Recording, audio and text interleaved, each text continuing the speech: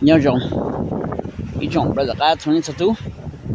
但是呢，就是说这种的to be sprinkling. But I want to make a video. You know, có giờ thằng to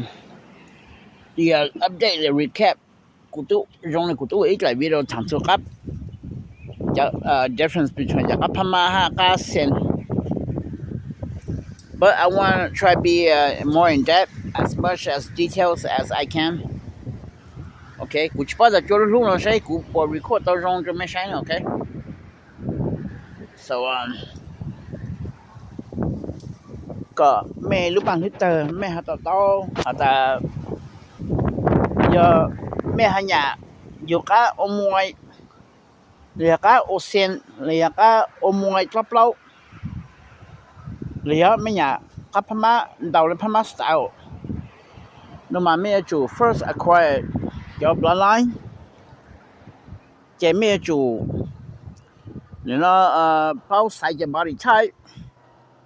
okay, and it's how your virgin hostile, no, okay?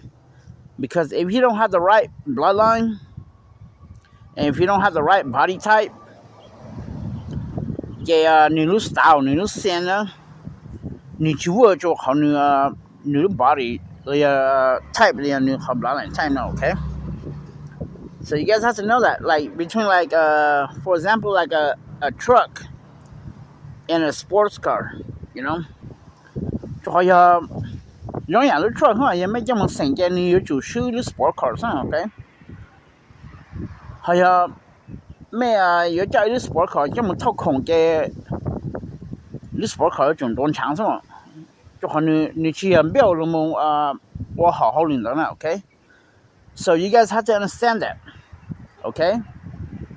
the body type does not built for this kind of style just like cars OK like the truck is made for heavy load 掏空这种样嘞叫 super plug 10% OK 你 truck 呢 OK 好像个他妈这种嘞你 sports car 呢你free kick 你样你 racing 是呢 OK so 个没很刚啥的 the bloodline and the type of car that is built you know for that certain job or 你之后的我们来 OK so 个没很刚啥呢没去sign bloodline you bloodline OK ไม่หาชีสายต่อจากwrong body type for the wrong style okay so hopefully you guys understand the fundamental or the theory behind การเซียนฮักพม่าการ free kick now okay so กูจะถามจะ basic ตั้งเลย okay so first กูจะซื้อๆนูทาง in depth detail about การพม่านะจงเลยกูจะ area กูจะว่าเลย okayแต่สิกูจะเข้ามาจะมาถามจูการเซ็นฮักพม่าโอเคใช้ผมมันจะอย่างช้าฮักกับเป็นมันวิดีโอใช้มันไปทางนั้นโอเคบราครับนั่นมากับพม่านั่นมาแม่จุนจงน่ะยังไม่อยู่พม่านั่นมาแม่จู first acquire the bloodline จิตซ่าแต่ไม่มั่วจะกับไทยเลยจะกับสมุนเลยกับบราซิลอยู่จะมั่วจะอีตัวเรากับพม่ายังมั่วต่อก่อนนี่แต่จงแล้วพม่านี่有ชีวิตนี่คำร้านไหนชีวิตมันของเราโอเคส่วนไม่เศร้าหรอไม่เขายังไม่ต้องอยู่เก๋ first คำร้านไหนมันได้นะโอเคส่วนไม่จะพม่า lover จะไม่จู่ใช้ดูได้เฉลี่ยเขาจะไม่ย้อนเดิมพอจะเสร็จแล้วเราพม่าเราซื้อกับพม่าเราถ้าเสร็จแล้วพอเราใส่แว่นแล้วลู่เลย free range เรา open range เรานะโอเคจุดเขาไม่อยู่กับพม่านะมา有时咩即係做破搶半就你咩要轉到咗成面都擼你自睇先啦，嘛咩就個拍馬係有喎，OK？ 如果做唔嚟，要做唔嚟，睇你都 body type 嘛，要做要做 body type 種個骨個咩，跟住我發，你種佢同埋衝啦咯 ，OK？ 個出嚟就 body 嫩地，出嚟就個擼，OK？ 就個拍馬那麼。มีไอช่างเปลยอยู่จัวจอพอถ้าออลเนาะลูกคนก็เลยจัวปูเลยช่างพอออลใช่ไหมโอเคยอมมีไอช่างเขาจะ集中一下路唱好娘唱好也倒起来了哈，那 OK。看那个咩还包住好胃呢，咩就鸟嚟上方几低太低，鸟人低唔落低，那么咩10 kg 上 kilogram。So 估计包地个也被10 kg 啦 ，OK， 就是在前面讲呢，被跑呢 ，OK， 这在前呢，这就个他妈咪爱上不来，有主要 at least 叫跑哦，咪爱上不来路更高了想跑哦，上去半夜唱等了 ，OK， 哈就个那么有主要就个人样哦。咩mà mua xí nữa, ok.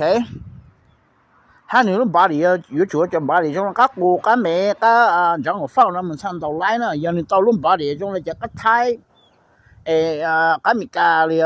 các mà giờ nên thế, lúc họ chỉ nếu một tấm mày đó, thọ cái cây nữa, ok. Cho hai người nó bà đi thay họ luôn một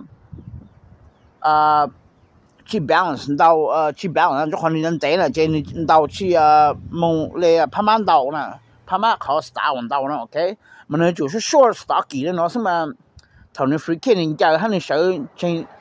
straight up 呢，们喊家到了你路 free kick 呢，你才有中高哈才有要呢 ，OK， 容易来 loose sport 车还有 trucks 嘛 ，OK。So the body type is very important, the bloodline is very important.OK， mấy thuộc ai chủ nhân nhàng nữa mà mấy chủ mua cái xí đó, mấy thằng mấy xí tu mấy xe mấy mất chọn lại ở bên bờ này xe này cháu bắt đầu rong là, giờ này cháu này đang lo nó chơi, mấy thuộc ai有主就拍满nhân nhàng đó, OK， mấy mua cái xí đó, mấy thay tàu bia này mấy thay là tàu advantage nữa, giờ mấy hiểu chắc拍满xí nữa chơi,你chủ ha, còn你chủ mua họ mà lăng này mà tổ nhớ cũng là ok mà mấy chủ yếu chắc các má cho nhân nhangแต่是mấy chủ mua xí đó giờ mấy mua nhân nhang chân đầu lại nữa mấy nhân đồn chẳng thầu cái bé cái bao mồm đó ok mà mấy họ chẳng mấy họ đầu xí này mà mấy bu play sữa play mà ô tô tụi cá chẳng cá cho rong nữa rồi rong ha tụi cá xí nữa ha mấy thắp cái lần đầu rồi thảo mấy mua mấy tụi cá đầu xí nữaแต่是mấy chủ路呢就口ต่อมันจะ口胖mấy chủ路呢就胃啊谁你要做好位置头能到你整个你清楚呢头没么 test 呢没识到多了 OK 没谁要能到准备你走头能叫你走个你清楚呢这没主么你路位没还包着你要做好位置没还补了好些没个你超西唱和洋唱个你要你好位你还到了 OK thầu cái bé cái bao cái chim mù nữa ha chỉnh đầu tàu nó cái giờ mấy chỉ bao mình rồi cái quay cái mấy đồng trắng nó nó cái nhiều tàu tàu là okay mà cho các pha mà you guys need to know everything okay the bloodline the you know the body type okay and the weight okay so mấy tàu mình figure out nó okay and các pha cái cụ thể đó là cái mấy hạt tàu nó okay mấy control cái weight cái mấy bung play thế này ha này mua carb hay là nó tàu nhớ chủ mà nên tàu trực cái là nên chọn pin là cũ rồi okay rồi cho trừ về trực cái là nên tàu là cũ nữa ha cần xí ha cần ngã chẳng ngã cho rong là mấy bung play thế mà mấy số này chẳng ngã mấy tổ những cái mà chẳng ngã chỉ chỉnh ha cho rong mà lúc cái số sông mà mấy số cá mấy chuyện bố trừ hay còn như xong biểu cho lá sẽ thì vừa dùng hình là tàu cổ cái là cái chọn pin nó cũ nữa tụi cá sáng mà chăng là tụi cá sao to sao dùng là yếu to chứ giờ nên sáng là nên chỉnh đồng chọn pin nó cũ đó ok ha khó sĩ của nó cho mấy tụi cho Pama đó ok so you guys need to a big ring like Thailand the mấy free range sport opens range sport nhưng mà mấy cá Pama thành những tàu lái nữa ok khả năng cho chậm rồi cả còn mấy hạt tàu tại vì mấy nhà Pama mấy sản phẩm Pama là mấy trong một tầng gang mà những tàu mua thôi rằng nên nó chú trọng bloodline body type cái họ này hello rain lúc xảy ra bây giờ cho xảy ra lúc ok hát sang đó ok ít sao mà rồi cả mà mấy lúc bằng thứ mà mấy sản phẩm của vô các Pama của vô cho cả tàu cả lúc xưa mấy nhân chỗ nè các Pama là mà giờ này lưu trang này nhang trang lấy trang phổ rồi mà nên tàu起来了 ok cho họ về vị trang cho họ như 你偏 free K 你好 style 你们到手见到哈偏到路的话路那公司啦路定报是啦今年到那到很今年人啦你路见过 report 哈从上今年开始到今年到过去到了呢 Okay, that's the problem. That's why พม่ามาไม่จุนี่จะ fast B ฮะนี่มั่วจะเตียวชาลงตอน到路放 K 哈那公的ไอ้ก่อนนี่ชอบ路唱的香泡อ้อนะ Okay อย่า香泡อ้อ香泡ชิ้นเจไม่นอนยัวนะ Okay ผ่านจะไม่เป้าก่อนไม่รู้ปังนิดเตอไม่ใช่อยู่ใจทาง路เห็นนะพม่าน่ะมาอยู่จู่จะสร้างอยู่จู่ตรงนั้นกูจะมาชงแล้วซะไอ้ก่อนชิ路ชิมีนะOkay ไอ้นี่ใช่ยันเต่าๆนะยังไม่จิเป้าไม่มุดต่อจนจะหลังก็เอเซลก็มีก็สมมุติลูกเจไม่จะพม่าเต่าชิไลนะโอเคไม่จอหลายไม่มุดต่อ有给也播见到ชิไล就好一你จะ参路เข้าของ了อ๋อเนาะ你เขาไว้路เข้าของนะ所以没有主他没รู้ปังไม่ถ้าสามจะจั่วแต่กูอยากอยู่กับพม่ากูใส่อยู่กับพม่าแต่是กูยังไม่ต่อก็ต่อจะ路行他ทาง路行 no ไม่โอ้ไม่ต้องบรีโอเคไม่ต้องบรีปอแน่Yeah, ไม่到这么烂用ไม่到就是用嘛劲嘛他们说话全部都感觉到了嘛但是他们这么等劲也没人懂长了就还没都不有给呢一没没人不到长路口了 all no you guys got the wrong body style type 3 you guys the bird's too big you know okay this is all the 3 main mistakes that I see brother ก็ไม่อ้วนนะไอ้ไม่有给ไม่是到处กับพม่านะโอเค所以没有就包了没就干了有主要唱medium是第一就用嘛你上地嘛真惊了就下个先个พม่า了第一就用了我们帮路 later round 了 OK ไอ้看了就没包 everything บอกกับพม่า了 OK อยู่ต่อเลยจังอยู่ชัดจำลังเลยจังเนี่ยเนี่ยขอใส่เลยจัง OK อยู่ปังเลยจัง你能把你菜也好把你菜讲那 OK and กับพม่าจะกูถามนะซื้อไอ้ก็ไม่หันกลางชาไม่ได้ปังให้แต่ไม่หันโตแต่ไม่โตอยู่จำลังเลยจังใส่เลยจังyou know รู้把你菜中เลยจังเขาใส่กันหยังบอกเลยจังซื้อนั่น OK so hopefully ไม่หันโตหันกลางชาแล้วหากูอยู่ก็โตเป๊ะจุดชี้ชงจะอยู่เอาหรือจุดนั้นแล้วI run into all kind of mistake, trial and error, and I see people that I know make mistakes. That's how I got all the information, and that's how I know, okay? So, ดักกับพม่าจะกูมดฐานมือเลยเนาะซื้อ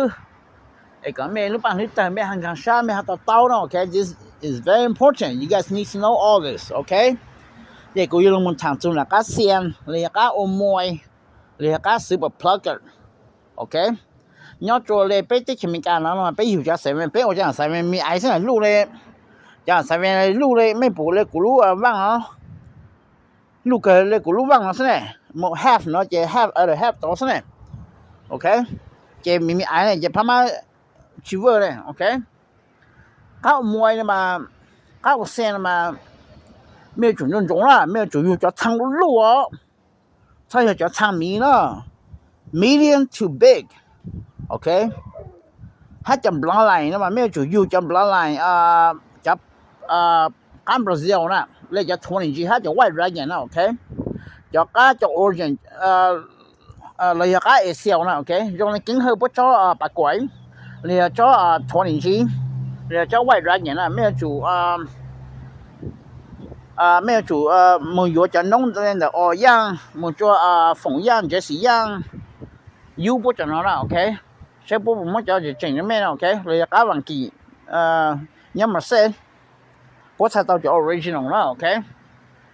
mà cho nó mà hắn tao thế cử hình đó ok cho cá Brazil pa Pasco gì nữa ok cá bằng kỳ nó ok cho cá blue nó ok mà mấy chủ yếu trong lá này bây giờ tới khi mình càng mấy chủ yếu cho 20 G lá này nó sao ấy còn nếu mà drop long tàu chếจากการไม่จุอยู่จากการใส่ลูกๆนะยังไม่อยู่จากการซื้อแบบ plugger การเสียงจะไม่จุอยู่อีจากการลูกๆนะอยู่จุอะไรแชมพูชีมีไอช่องแชมพูชีมันจะหยีเผาชีนะถ้าอยากจะเผาจะชิวเวอร์ฮะโอเคนี่เขาใส่อยู่จุเนาะไกลกันก็แชมพูชีจะหยีเผาชีโอเค你如做你如body 呢有主人在哦所以讲 body 中咧佢都嘛冲了啦你就个这个拿去问了 OK 就好像你有那么家啦你有那么omoy嘛你做人在你才用炒咧一样拢这你用么 bulldoze 还你么掏了omoy 呢 OK 就好像ไม่ตัวก็สิบ่พลักเลยลูกบอลจงจะก็พม่าเลยจะชื่อนะโอเคจนนี่รู้เจนันเตนะไอ้นะจงลุมลีก็ตัว snake จงลุมยหงลุมเจนะโอเค你才有 balance 你才有你看到几就中了 OK big bone medium bone to big bone ตัวก็อยู่จะก็ยังๆแล้ว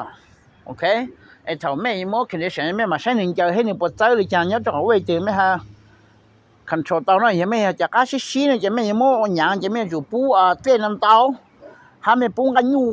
กงเก่าซะนั่นกันอยู่ข้างไอ้มอ从我มาเลย这轮差不多就能到甚至how you going to add weight and muscle okay to your bird if your bird is too light okay so แม่จุดต่อเป้าแม่จะก็อยู่จุอยู่จำบลาไหนเล่นน้องซะนะใช่เยอะเว้ยนะโอเคจะก็กู recommend จะก็หวังกี่นะโอเคจะก็20G 的 white dragon นะโอเค but you have to acquire the original bloodline โอเคแม่จะก็อยู่จุทาง medium to bigก็อยู่จุยังๆนะโอเคถ้าที่ทางไหนแม่จะก็มันอยู่จุมั่วใส่มาเพิกเนี่ยจุแม่ใส่นอกโตนะโอเคถ้าจริงๆฉันเปลี่ยนไม่ตัวก้ามาอยู่จุตัวก้ามาต้องมากลางซึ่งโอเคไม่จุนยนจ้วถ้าไม่อยู่จากก้าลู่จากก้าสิบเพลย์ก้าตัวปล้องแล้วมาอยู่จุก้าบัวตีมัวอยู่ยงหนึ่งมัวใส่มาเพิกหนึ่งตัวเจ๋ตัวระกอตัวไก่ตัวตังถ้าหนึ่ง power มาจุ power กลางซึ่งpowerhouse โอเค就还没有这个路了那么也没这个什么嘛浪嘛多就嘛 powerhouse 那些领导去 penetrate 去more traumatized 也没拿去到了就好头这背这包这气这招梦都个伤了嘛这个要路来嘛去路见你拼到一口倒是你地上也拿去到了呢 okay so it's not easy okay the bird has to come with the bloodline the body type, massive power, good bone. It has to be big birds, okay? So, nhớ là bé nhớ tới chemical nó chơi bé một tờ range chơi bé cho lên mà trồng nó mua mình tốn cháo, okay? Mẹ chủ yếu cho cá top lâu xong rồi, cho cá như top lâu hết thì thầu sẽ sang này là một tua to hầu hết là mà nó tàu đó, okay? Ha mua mặt lăng xong rồi, ha sang như chủ luôn đó, ha medium một chỗ luôn đó. Okay ไอ้แม่ทางนอกเตาหาทางเตาเมียนใช่อยู่เว้ยนะโอเคหาอยู่จุดเซียนรงโอเคอยู่จุดสีออชันอยู่จุดเซมาเพิกสร้างอยู่จุดรงเก่าอยู่จุดรงนะมีอยู่ก้าลูกมาเก่าจุดรงเก่าเลยอยู่ตัวก้าจิกมันมันเตาอ๋อถนนเก่าป้งนะเลยยังเก่าตรงช้างกลางเลยเดี๋ยวเขาแม่ต้องมั่วทั่วคะแนนnó mà nó một băng mấy chục cá mà mấy chục cá thay nhân nó tàu nóอยู่ทุกสิ่งnó nhớ nóอยู่ทุกcá mỗi everything nó là okส่วนจากcáพม่าcáติงโป้cáฟิเคฮะcáเซียนเนี่ยcáทับโลสิบกว่าเกินนะเจ้กูไม่ถ่ายnóก็ไม่หันกันช้า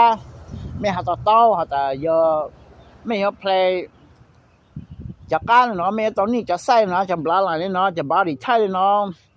You know, this kind of power, this kind of style. Có những một cái technique nó.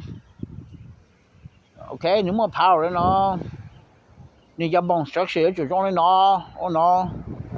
And you tell you say you work cho những style nó không plan lại. Ha work cho những say van lúc range, okay? Là chỉ mấy chúng chắc các top long, chắc các 10% plug nó mà giờ也面到 open range nó啦，你面到其他也面东长 ，OK？ ถึงมันในแดงที่ท้ายมันเนี่ยเวอร์จะขอเนี่ย到พม่าส่วนอยู่ตัว90% ท็อปแล้วเนี่ยโอเคถ้าเนี่ยมันบ่ติดนะถ้าเนี่ย到เลยพม่าอยู่เนี่ยหันนอกซะโอเคแต่สิได้เช่นไปชิมอจัน到เลยถึงมันในแดงเนี่ยโอเคไปหมดจังล่ะโอเซียนบ่ติดถ้าถ้าเนี่ยมึงเจอกันตี那么乱刀是呢还那么做不乱刀 on the chest 这没到摸了呢还没到包了呢 OK ใส่เวียนมี这就我这个线个不老ใส่เวียน路这我就จะพม่าหนังสือแต่ you know you have to acquire the right bloodline the body type massive power the right bone size structure and the weight okay 还没这个嘛这个不老这个线那么有主地就用了呢用了就掉了呢嘛头是伤了嘛你人啊哈呢哈你到马路了嘛你有主你地就用嘛头就个cây呢你只摸用啦嘛你轮到路定嘛轮到了 OK ไม่ปูเตรู้นี่到เต呢不ขึ้น到了เต呢不我来一个了 OK 要地用了 OK 哈马路哈你只知道伤了 OK and the กาเสียงกับ plugger super plugger ฮะกับพม่าติงโป้ฟรีเคอย่างมันถามเลยเนาะไอ้ก็ไม่หันกันซะฮะไม่ตอ okay you need everything you need to understand how everything matters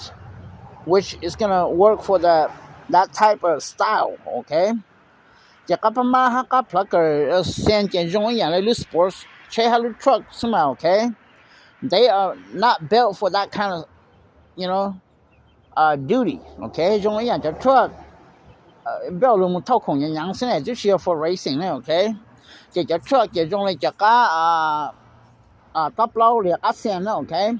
或者 sport car 这用来这พม่า呢一样你不要 for racing 是呢别么掏空起来人了 okay so ก็ไม่หันกันซะต่อๆเนาะ okay ว่าถ้าจะซะถ้าไม่有个到这样 secret จะ idea channel เนาะ okay ก็ไม่หันกันซะไม่หาเป้าลมูyou the right bloodline the right body type and everything to make it work in the ไม่ขอ area ไม่อยู่กันไม่มันดอกกันเนาะ okay ย้อนกูจะมาชงจะเนาะไม่ยอมดาวเลยเห็นก็เอาไปปวดแล้วสิปวดซะจะพม่าแล้วนะไม่มันดอกพังเย่จะไม่โดนช้า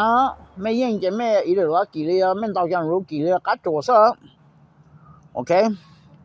他们到这个这们农场了 OK 看到就这边的 OK 用上到呢别嘛信息过来这个谁 feel free to throw in comment